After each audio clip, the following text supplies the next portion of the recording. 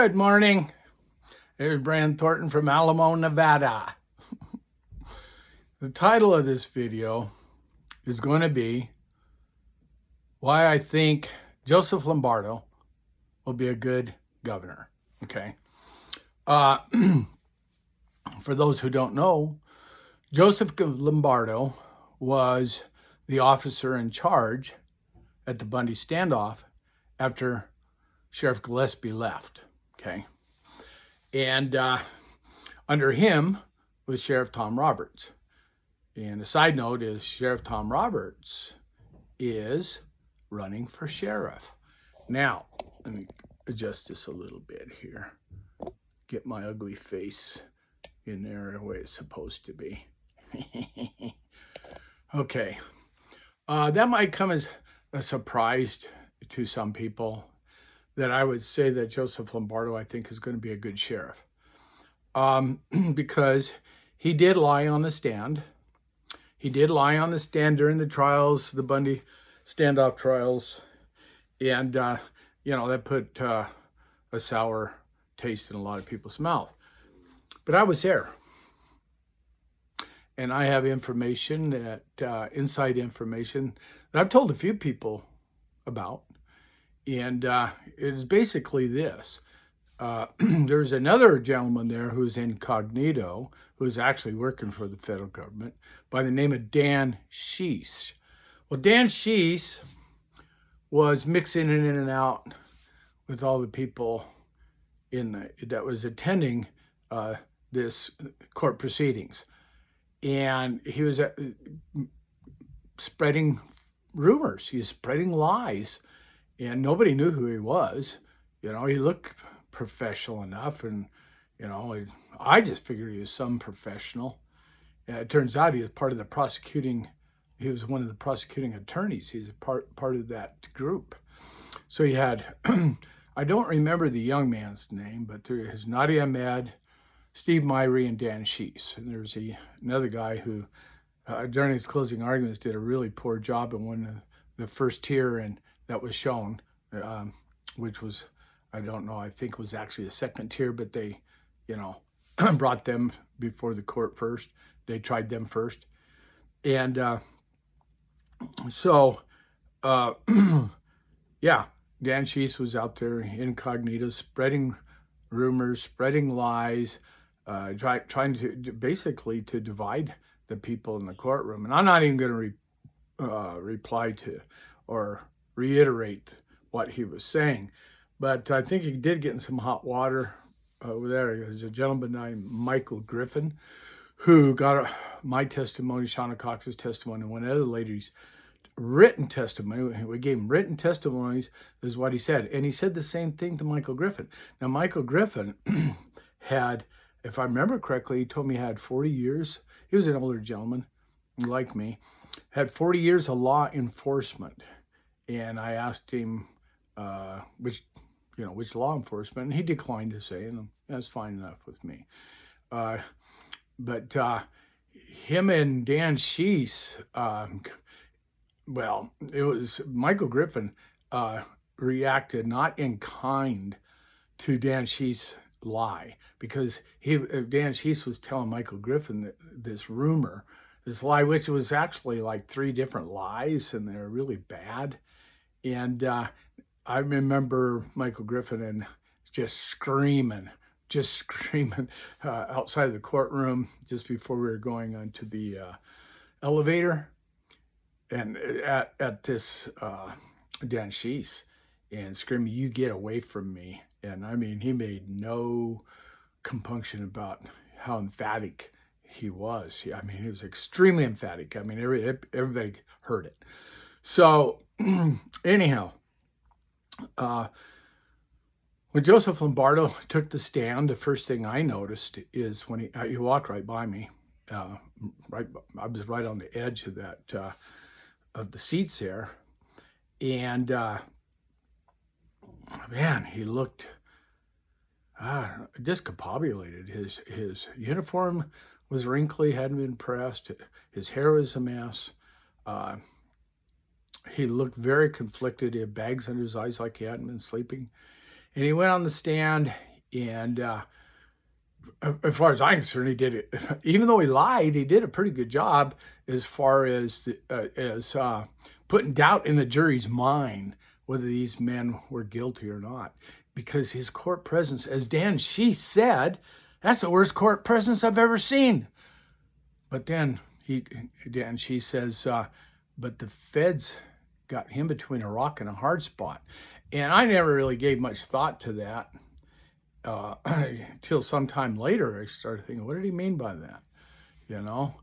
And, well, he was the one that told the Bureau of Land Management, take a hike, you know, during the Bundy standoff at Tonkawa Wash. He's the one that says, hey, get out of here. Him and Sheriff Tom Roberts. Okay? So, oh, okay. Then, you know, little light bulbs go off in my head. I'm sure they had threatened him. They probably threatened Sheriff Tom Roberts, too, that they would be arrested and prosecuted for conspiracy. That's their favorite thing, conspiracy. That's their catch-all to get everybody, the great conspiracy. So, anyhow, here recently, you know, well, let me back up. Joseph Lombardo is running for governor. And there was one other bad experience, October 7th, it was October 1st, 1917. What do they call it? The festival, where over something like 55 people were shot and killed, and something like 500 were wounded. By the way, my nephew was there, and he did get shot. And no lasting real problems from that with him, William King. But Sheriff Lombardo, I'm convinced, knew all the ins and outs of that. He knew. There's another reason. There's several reasons why I think he knew what was going on. I had a call from a security person who worked at that hotel, and he told me the FBI took over the 32nd floor. Took over the 32nd floor where the shooter was supposedly shooting from. And they took it over, and when I say they took over the surveillance 2 weeks before the shooting took place. The FBI knew exactly what was going on, you know? And I think it was basically a sting that went bad. That's what I finally come to the conclusion of. And that the people that were actually involved in that, Middle Easterners are actually involved in that. I think I got to be careful what I say here on YouTube. But they were busted not too long after that, January 1st. A bunch of them, which you never heard about, were face down on the ground on the strip with, they had high-powered rifles, and or something like close to a dozen of them. And they were going to do another mass killing. And I believe very strongly that they were involved in that first one. And I believe the FBI knows it too, but the FBI can't let anything out.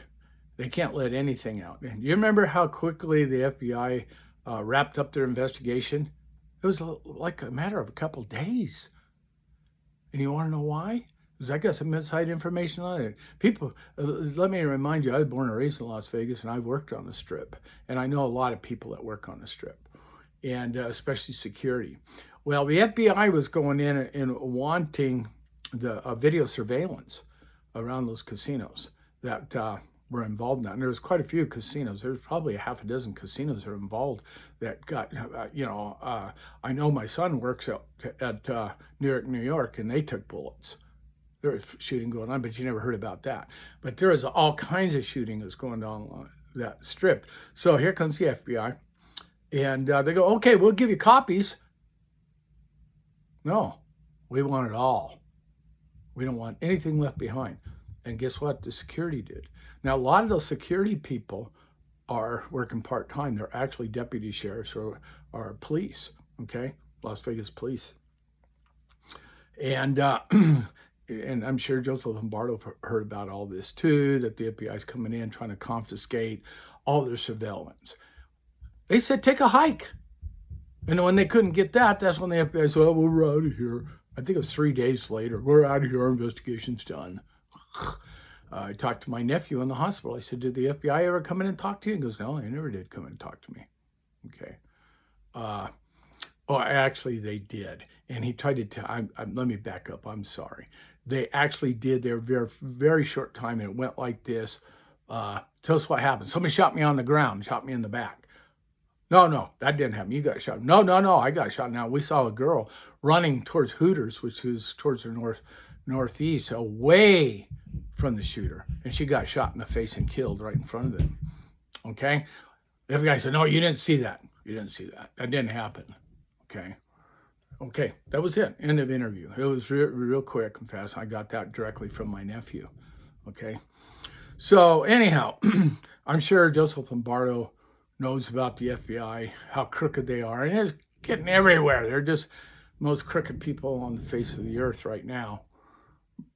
Some of the most evil people. So again, backing up, Joseph Lombardo was deeply conflicted in testifying against the Patriots of the Bundy standoff, and Dan Shees pretty well tipped the cards. You know, I could see. I mean, I saw all the cards. I didn't think much about it at the time, but he said, yeah, and the Feds got him between a rock and a hard spot. And that told me why he was up there having such a hard time, because he knew the truth. He knew the truth. In fact, he had to come out earlier, like a few years before, on mainstream media in Las Vegas and said, well, we didn't arrest anybody because they didn't break the law. Okay? They didn't break the law. So now there's a very interesting thing that recently took place. It was a debate between Sisolak, Governor Sisolak, who is running again, and Joseph Lombardo. And it turns out it was heavily edited for the public. People didn't get to see everything that was taking place there. And there's 360 News who got the unedited version. And they didn't put it out there. Maybe copyright laws, I don't know. But they said one part was very interesting. And that was Joseph Lombardo pointed his finger at Governor Sisolak, said, if I'm elected governor, I'm going to hold you accountable what you have done to this state. Okay. So I think Joseph Lombardo was just fed up with a lot of stuff. He got caught up in a situation that a lot of people would have probably done the same thing, you know. But then I think it has stirred him up enough over a period of time that if he becomes governor, I think he's going to be a good governor. And I know Sheriff Tom Roberts is going to be a good sheriff. So I'm going to vote for both of them. And I want everybody else to vote for them also. Joseph Lombardo for governor and Tom Roberts, Deputy Tom Roberts for sheriff. And I'm going to say I'm going to vote for Laxalt also for senator. Okay, over and out. Bye-bye. Thank you.